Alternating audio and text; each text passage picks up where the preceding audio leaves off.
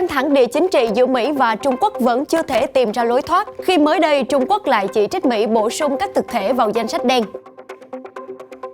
Cập nhật tình hình Haiti sau vụ ám sát, Tổng thống gây bàng hoàng cho cả thế giới. Đệ nhất phu nhân nước này lần đầu lên tiếng sau cái chết của chồng, khẳng định sẽ không để công sức của ông trở thành vô ích. Tuy nhiên, mọi thứ lại không đơn giản như thế. Ngoài đói nghèo, Haiti còn đang phải đối mặt với mâu thuẫn về lãnh đạo lâm thời của đất nước. Sau Mỹ, Úc chính thức rút hết quân khỏi Afghanistan. Nhưng quốc gia Nam Á này chưa thể bình yên khi mới đây Taliban đã đưa quân tấn công thành phố lớn thứ hai ở nước này. Các thông tin đáng chú ý khác, Giáo hoàng Francis lần đầu xuất hiện sau phẫu thuật đại tràng. Tỷ phú Richard Branson bay vào rìa vũ trụ. Ấn Độ sắp vượt Trung Quốc trở thành quốc gia đông dân nhất thế giới. Quý vị đang theo dõi FBNC Thế giới hôm nay.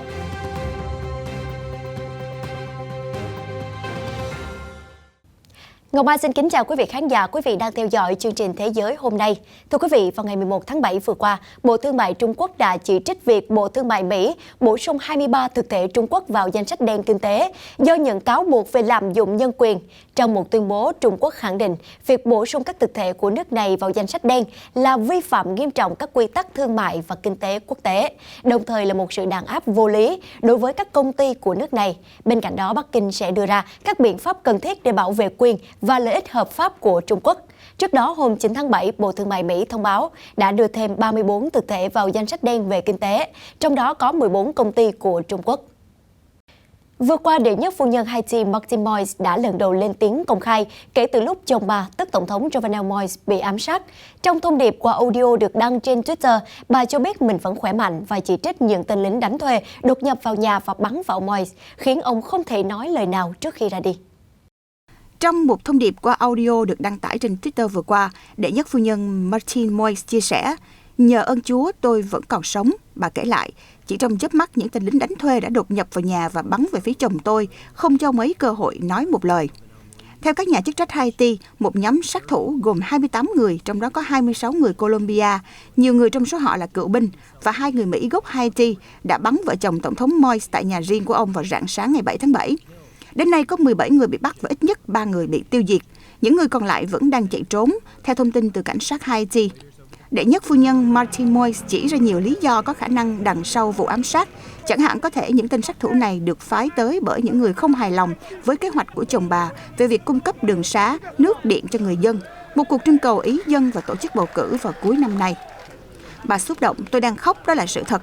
Nhưng chúng ta không thể để đất nước này lạc lối. Chúng ta không thể để máu của Tổng thống Moïse đổ xuống một cách vô ích.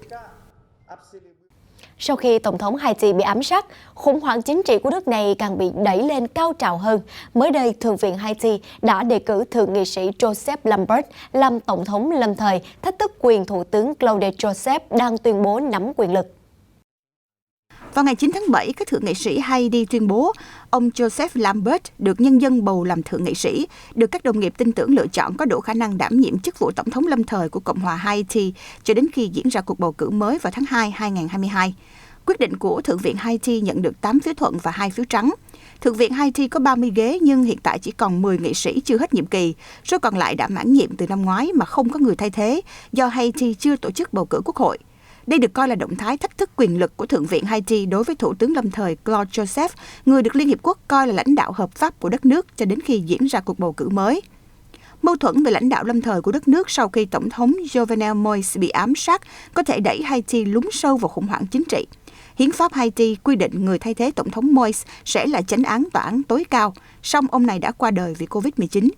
Trước tình thế đó, quyền Thủ tướng Joseph tuyên bố mình là lãnh đạo lâm thời của đất nước, ban bố tình trạng bị bao vây, đồng nghĩa với việc đóng cửa biên giới và áp đặt thiết quân luật, cho phép quân đội và cảnh sát quốc gia Haiti nắm quyền thực thi pháp luật. Vào ngày 11 tháng 7 vừa qua, Bộ trưởng Quốc phòng Úc, ông Peter Dutton, xác nhận nước này đã hoàn tất việc rút quân khỏi Afghanistan, qua đó kết thúc 20 năm triển khai lực lượng tại đây. Theo Bộ trưởng Dutton, 80 quân nhân cuối cùng của Úc đồn trú tại Afghanistan đã rời khỏi quốc gia này trong những tuần vừa qua. Tuy nhiên, ông Dutton lưu ý rằng nếu cần, Úc có thể sẽ tái triển khai các lực lượng đặc biệt của nước này tới Afghanistan để ngăn ngừa các mối đe dọa, đồng thời bảo vệ lợi ích của Úc và các đồng minh, chẳng hạn như Mỹ. Kể từ năm 2001, Úc đã triển khai hơn 39.000 binh sĩ đến Afghanistan, trong đó có 41 binh sĩ đã thiệt mạng. Tháng 4 vừa qua, Thủ tướng Scott Morrison tuyên bố nước này sẽ tiếp bước Mỹ để chấm dứt hiện diện quân sự tại Afghanistan. Vừa qua, các tay súng Taliban đã tiến hành một cuộc tấn công quy mô lớn vào thành phố Kandahar, thành phố lớn thứ hai ở Afghanistan sau thủ đô Kabul. Theo ông Abdul Salam, sĩ quan của quân đội Afghanistan, các tay súng Taliban tấn công một số trạm kiểm soát ở Junzina, khu vực ngoại vi quận hành chính số 7 ở Kandahar. Nhưng cuộc tấn công đã bị đẩy lùi. Taliban tuyên bố chiếm giữ 3 trạm kiểm soát của cảnh sát tại đây và bắt giữ hàng chục thành viên phục vụ chính phủ. Theo các nguồn tin Afghanistan, các tay súng Taliban hiện đang cách thành phố Kandahar 5 km về phía Tây. Thành phố này là thủ đô chính trị trước đây của Taliban và là quê hương của các bộ tộc Pashtun, Kashtun và Pathan. Các lực lượng vũ trang chính phủ Afghanistan đang phải giao chiến ác liệt để ngăn chặn chiến dịch tiến công quy mô lớn Taliban trên khắp đất nước. Thưa quý vị, đứng trước sự hiếu chiến của Taliban, vừa qua trong một cuộc họp ở tỉnh Khost, Tổng thống Afghanistan ông Ashraf Ghani đã yêu cầu cả nước hỏi Taliban xem họ chiến đấu vì ai, vì điều gì, và nói rõ rằng nước này không chấp nhận đường Durand, biên giới giữa Afghanistan và Pakistan. Các quan chức Taliban cho biết nhóm nổi dậy Hồi giáo dòng Sunni đã giành quyền kiểm soát 85% lãnh thổ ở Afghanistan, khiến quốc tế lo ngại về vấn đề đưa thuốc men và vật tư vào nước này. Các bạn hãy đến và hỏi Taliban một vài câu. Đầu tiên, các bạn chiến đấu cho ai? Bạn chiến đấu cho Afghanistan hay bạn muốn Afghanistan rơi vào tay kẻ khác? Tôi không thể chấp nhận đường Durand. Hãy hứa với tôi là không thay đổi Afghanistan từ đường vòng thành đường một chiều. Hãy hứa với tôi là các bạn sẽ không bán vùng biển của Afghanistan cho người khác. Hứa với tôi là các bạn sẽ không khuất phục bất kỳ ai khác. Phủ Afghanistan bác bỏ nhận định rằng Taliban kiểm soát phần lớn đất nước. Đây là một phần của chiến dịch tuyên truyền được phát động khi các lực lượng nước ngoài, bao gồm cả Mỹ, rút lui sau gần 20 năm chiến đấu. Lầu Năm Góc cho biết việc rút quân của Mỹ đã hoàn tất được 90%. Chuyển sang các thông tin về nước Mỹ, thưa quý vị, dù đã vắng bóng trên chính trường khá lâu, nhưng cựu Tổng thống Mỹ Donald Trump vẫn là một cái tên rất có sức hút với truyền thông và người dân Mỹ. Mới đây, ngay từ lúc bước vào T-Mobile Arena ở Las Vegas, ông Trump đã khiến cho người dân vô cùng phấn khích khi ông đến xem trận đấu võ tự do UFC giữa Dustin Poirier và Conor McGregor. Ông Trump đi qua đường hầm dành cho võ sĩ và được hộ tống đến chỗ ngồi gần võ đài. Đám đông khán giả đứng dậy và hò reo. Ông Trump và Chủ tịch UFC Dana White vốn là bạn lâu năm. Sự tham dự của ông Trump là một trong số ít lần xuất hiện trước công chúng của ông kể từ khi rời Nhà Trắng hồi đầu năm nay. Gần đây, ông đã tổ chức một cuộc meeting ở Florida khi tập đoàn Trump Organization bị bồi thẩm đoàn ở Manhattan truy tố với các cáo buộc liên quan đến thuế vào tuần trước. Vừa qua, cựu Tổng thống Mỹ Jimmy Carter và phu nhân Rosalind đã tổ chức lễ kỷ niệm 75 năm ngày cưới tại Plains, Georgia. Họ là cặp vợ chồng tổng thống kết hôn lâu nhất trong lịch sử nước Mỹ. Ông Carter, một cựu nông dân chính hiệu và từng là thống đốc Georgia, ông đã đánh bại Tổng thống Cộng hòa Gerald Ford vào năm 1976 để trở thành Tổng thống thứ 39 của nước Mỹ. Tuy nhiên, nhiệm kỳ Tổng thống của ông đã bị lu mờ bởi suy thoái kinh tế, khủng hoảng năng lượng và khủng hoảng con tin Iran. Tuy nhiên, ông cũng đóng vai trò hàng đầu trong việc đứng trung gian trong Hiệp định Trại David dẫn đến Hiệp ước Hòa bình Ai Cập-Israel. Ông đã thua cuộc trong lần tái tranh cử năm 1980 trước ông Ronald Reagan của đảng Cộng hòa. Sau khi rời nhiệm sở vào năm 1981, ông Carter tiếp tục trở thành một cố vấn quốc tế và là một nhà nhân đạo nổi tiếng. Ông đã đoạt giải Nobel Hòa bình năm 2002 vì những nỗ lực hướng tới việc tìm kiếm các giải pháp hòa bình cho các cuộc xung đột quốc tế, thúc đẩy dân chủ, nhân quyền cũng như thúc đẩy phát triển kinh tế và xã hội. Vào Chủ nhật 11 tháng 7, Bộ trưởng Tài chính Mỹ bà Janet Yellen cho biết bà lo ngại về biến thể Delta và các biến thể khác đe dọa sự phục hồi toàn cầu. Do đó, bà kêu gọi các nước G20 tăng tốc chia sẻ vaccine bởi bà cho rằng cách tốt nhất để chống lại đại dịch là phân phối vaccine công bằng trên toàn thế giới, đồng thời là hỗ trợ chính sách tài chính nhiều hơn nếu khả thi.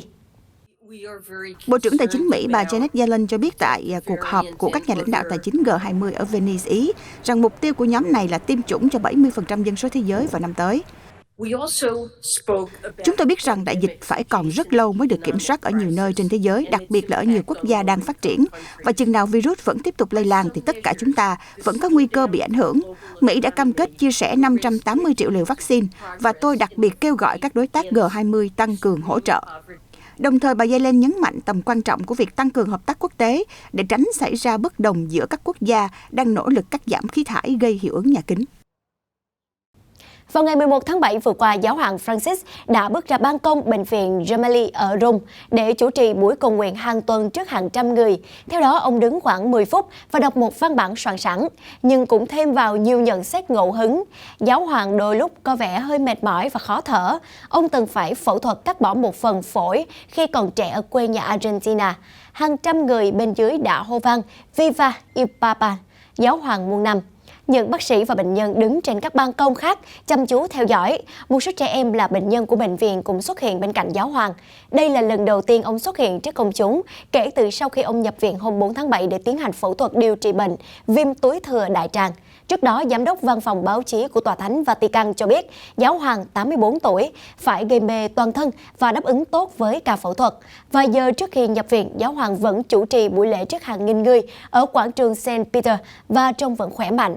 Bệnh viêm túi thừa đại tràng thường xuyên gây những cơn đau và đầy bụng, cũng như thay đổi nhu động ruột. Thưa quý vị, vào ngày 11 tháng 7 vừa qua, Phó Chánh án Tòa án tối cao British Columbia, Canada đã ra phán quyết rằng loạt tài liệu mới nhất do ngân hàng HSBC cung cấp không thể làm bằng chứng chống lại việc dẫn độ bà Mạnh Vãn Chu sang Mỹ. Theo đó, thì ông Heather Holmes, Phó Chánh án Tòa án tối cao British Columbia cho biết tòa sẽ công bố lý do bác bỏ tài liệu từ phía HSBC bằng một văn bản cụ thể trong những ngày tới. Tuyên bố này được đưa ra sau khi nhóm pháp lý của bà Mạnh Vãn Chu đã gửi cho Canada hơn 300 trang tài liệu nội bộ của ngân hàng HSBC thông qua một tòa án Hồng Kông, nhấn mạnh rằng HSBC thừa nhận Huawei nắm quyền hai chi nhánh Skycom và Canicula vốn hoạt động kinh doanh tại Iran. Do đó, việc cáo buộc bà Mạnh Vãn Chu có hành vi gian lận là vô lý. Trong một thông cáo ngày 11 tháng 7, Văn phòng Huawei tại Canada khẳng định tôn trọng phán quyết nhưng bày tỏ rất lấy làm tiếc về kết quả này. Như vậy, bà Mạnh sẽ bước vào 3 tuần cuối cùng của phiên xét xử việc dẫn độ trong tháng 8 mà không có các chứng cứ mới. Chuyển sang một thông tin về không gian, thưa quý vị, vào lúc 21 giờ 40 phút theo giờ Việt Nam, vừa qua, máy bay mẹ VMS Eve mang theo máy bay vũ trụ VSS United Spaceship 2 cất cánh tại sân bay vũ trụ Mỹ, New Mexico. Khi đạt độ cao lý tưởng, VSS United Spaceship 2 tách khỏi máy bay mẹ và tiếp tục chở phi hành đoàn gồm 6 người, trong đó có tỷ phú Richard Branson lên vũ trụ. Vào 21 giờ 40 phút giờ Việt Nam vừa qua, máy bay mẹ VMS Eve mang theo máy bay vũ trụ VSS United Spaceship 2 cất cánh tại sân bay vũ trụ Mỹ New Mexico. Khi đạt độ cao lý tưởng, VSS United Spaceship 2 tách khỏi máy bay mẹ và tiếp tục chở phi hành đoàn gồm 6 người, trong đó có tỷ phú Richard Branson lên vũ trụ. Đây là chuyến thử nghiệm thứ 4 của VSS United Spaceship 2 và là chuyến bay lên vũ trụ đầu tiên của ông Branson, vị tỷ phú có niềm đam mê mãnh liệt với không gian. Ngoài ông Branson, phi hành đoàn còn có ông Beth Moss, giám đốc huấn luyện phi hành gia của Virgin Galactic, người giữ vai trò trưởng cabin và chỉ đạo nhiệm vụ. Hai phi công Dave McKay và Michael Masucci điều khiển máy bay VSS United Spaceship 2. Khoảng 22 giờ 19 phút, máy bay đạt độ cao hơn 14 km và trong giai đoạn nâng độ cao, giai đoạn tiếp theo tàu vũ trụ tách ra khỏi máy bay, kích hoạt động cơ tên lửa để tiếp tục bay cao hơn. Đến 22 giờ 26 phút, tàu vũ trụ bắt đầu tách khỏi máy bay, kích hoạt động cơ tên lửa để đạt mốc độ cao và vận tốc tiếp theo. Sau khi đạt vận tốc hơn 3.200 km/h, tàu vũ trụ dần giảm tốc. Đến 22 giờ 40 phút, tàu vũ trụ ở độ cao hơn 2,74 km. Khi lên tới độ cao tối đa, ông Branson cùng các thành viên phi hành đoàn khác tháo dây đai, trải nghiệm trạng thái không trọng lượng, quan sát trái đất và không gian từ những cửa sổ trong cabin. Sau đó, tàu vũ trụ đã hạ cánh sau 15 phút 18 giây tách khỏi máy bay trên không trung. Máy bay đạt độ cao 80 km và trở về, hạ cánh an toàn, hoàn tất chuyến bay vào vũ trụ đầu tiên của tỷ phú Branson sau khoảng 1 tiếng. Chuyến bay để đời này đã giúp ông Branson đi trước tỷ phú Jeff Bezos, nhà sáng lập công ty vũ trụ Blue Origin. Ông Bezos cũng dự định bay lên không gian vào ngày 20 tháng 7 bằng tàu New Shepard do chính Blue Origin phát triển. Thưa quý vị, theo CNA, trong những tuần gần đây, nhiều bức ảnh chụp của hơn 80 phụ nữ Hồi giáo đã bị đăng tải lên GitHub, một nền tảng phát triển phần mềm mở, với tiêu đề Thương vụ của Sully trong ngày. Sully là tiếng lóng bằng ý nghĩa xúc phạm phụ nữ Hồi giáo.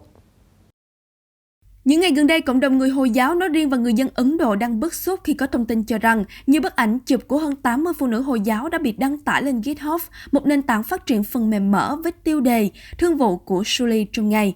Sully là tiếng nói lóng mang ý nghĩa xúc phạm phụ nữ Hồi giáo.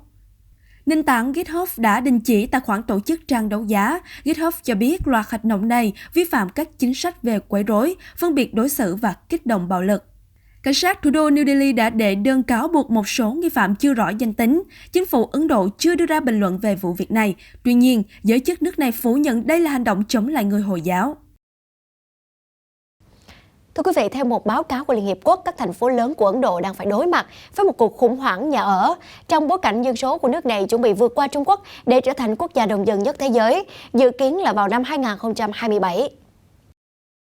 Ấn Độ hiện có 1,3 tỷ người, nước này đã và đang chứng kiến dòng người di cư ồ ạt từ các làng mạc đến thành phố để tìm kiếm việc làm và nâng cao chất lượng giáo dục. Tuy nhiên, nhà ở giá cả phải chăng vẫn là một vấn đề chưa được giải quyết tại siêu đô thị này, bao gồm thủ đô New Delhi, dẫn đến sự mọc lên như nấm của các khu định cư bất hợp pháp và các khu ổ chuột. Và các khu nhà ở này thường có vệ sinh kém, hệ thống thoát nước không theo quy hoạch và nguồn cung cấp nước sạch và điện luôn trong tình trạng thất thường. Đứng trước tình hình đó, chính phủ của Thủ tướng Narendra Modi đã phát động sứ mệnh nhà ở cho mọi người vào năm 2015 với thời hạn đến năm 2022, mục tiêu xây dựng 20 triệu căn nhà ở đô thị và 30 triệu căn nhà ở nông thôn. Bang đông dân nhất của Ấn Độ, Uttar Pradesh, gần đây đã đề xuất luật không khuyến khích các cặp vợ chồng sinh trên 2 con và trở thành bang thứ hai do đảng của Thủ tướng Narendra Modi cầm quyền đưa ra đề xuất như vậy. Theo Global Times, vừa qua, Trung Quốc đã cho ra mắt máy đào hầm bằng lá chắn sản xuất trong nước lớn nhất, với tên gọi là Jinxiu. Thiết bị này đã chính thức ra mắt tại huyện Trường Sa, tỉnh Hồ Nam. Ngay từ khi ra mắt, máy đào hầm này đã thu hút được sự chú ý lớn của cộng đồng mạng vì có sơn hình gấu trúc khá đáng yêu. Máy có đường kính hơn 12 m và nặng 3.000 tấn. Nó sẽ được sử dụng trong việc xây dựng đường hầm Jinxiu, một phần thiết yếu của tuyến đường sắt tốc độ cao từ Thành Đô đến Zigon ở tỉnh Tứ Xuyên. Cỗ máy đào hầm không chỉ có trang phục gấu trúc đáng yêu mà còn được ví như một kung fu panda theo đúng nghĩa đen. Máy có nhiệm vụ giải quyết các điều kiện phức tạp trong đường hầm Jinxiu đi qua bên dưới một khu vực sầm uất của Thành Đô. Các phương tiện truyền thông cho biết máy đào hầm Jinxiu sẽ bảo đảm an toàn hơn nữa cho các dự án xây dựng đường hầm hay đường sắt đường dài, đồng thời một lần nữa khẳng định trình độ kỹ thuật trong việc sản xuất thiết bị đào hầm trong nước. Vừa qua tại Trung Quốc, trong một hội nghị chuyên đề về phát triển các thực thể thị trường và cải thiện môi trường kinh doanh được tổ chức tại Bắc Kinh vào thứ Bảy, ông Zhang Gong, người đứng đầu Cục Quản lý Nhà nước về quy chế thị trường nước này cho biết môi trường kinh doanh của Trung Quốc tiếp tục được cải thiện, cụ thể là thứ hạng quốc tế của nước này đã tăng lên đáng kể từ 78 lên thứ 31. Trong những năm gần đây, Trung Quốc đã không ngừng thúc đẩy và cải thiện môi trường kinh doanh, đồng thời cũng nỗ lực nhiều hơn để hợp lý hóa hành chính, giao quyền và cải thiện các quy định và dịch vụ. Ông Han Gong, người đứng đầu Cục Quản lý Nhà nước về quy chế thị trường cho biết, trong hội nghị chuyên đề về phát triển các thực thể thị trường và cải thiện môi trường kinh doanh được tổ chức tại Bắc Kinh vào thứ Bảy vừa qua. Theo ông Han, các thực thể thị trường ở Trung Quốc đã tăng từ dưới 60 triệu vào năm 2012 lên 144 triệu như hiện nay. Trong khi đó, các chủ thể thị trường cũng đang có sự phát triển chất lượng cao với số lượng doanh nghiệp công nghệ cao và doanh nghiệp sử dụng công nghệ quy mô vừa và nhỏ, lần lượt đạt 200.000 và 180.000. Cùng với việc thực hiện một số cải cách về đăng ký vốn điều lệ, giấy phép kinh doanh và giấy chứng nhận đăng ký kinh doanh, thời gian thành lập doanh nghiệp đã được rút ngắn từ 22,9 ngày xuống chỉ còn 4 ngày làm việc. Bên cạnh đó, ông Han cho biết các bộ phận quản lý thị trường sẽ áp dụng toàn diện các luật và quy định để kiên quyết ngăn chặn sự bành trướng của tư bản, độc quyền và cạnh tranh không lành mạnh để bảo vệ tốt hơn quyền sở hữu trí tuệ. Tại vườn thú Skopje ở Bắc Macedonia, các chú hươu cao cổ đã được giải nhiệt bằng cách ăn các món ăn đông lạnh khi nhiệt độ ở nước này sắp chạm ngưỡng 40 độ C. Món ăn độc đáo là hành tây, tỏi táo, cà rốt và các loại đậu được trộn lại và đem đi đông lạnh. Người trông coi vườn thú cho biết mặc dù những chú hươu cao cổ này chủ yếu đến từ châu Phi nên chúng có thể chịu nhiệt độ cao rất tốt, nhưng những người chăm sóc vẫn tìm cách hạ nhiệt để chúng cảm thấy mát mẻ hơn. Bắc Macedonia đã liên tục ghi nhận mức nhiệt độ cao trong những ngày gần đây. Theo các chuyên gia khí tượng, nhiệt độ đã giảm xuống khoảng 31 độ C vào cuối tuần nhưng sẽ tiếp tục tăng trở lại vào đầu tuần sau. Thông tin vừa rồi cũng đã kết thúc chương trình Thế giới hôm nay. Ngọc Mai xin cảm ơn sự quan tâm theo dõi của quý vị khán giả. Kính chúc quý vị sẽ có những ngày đầu tuần thật năng lượng. Hẹn gặp lại trong những chương trình tiếp theo được phát sóng trên kênh FBNC.